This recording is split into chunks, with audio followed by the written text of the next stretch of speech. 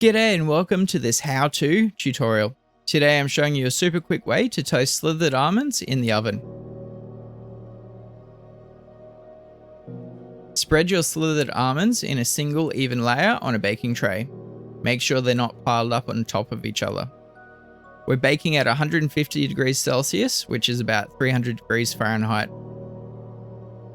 Every few minutes give them a good stir or toss to ensure even browning.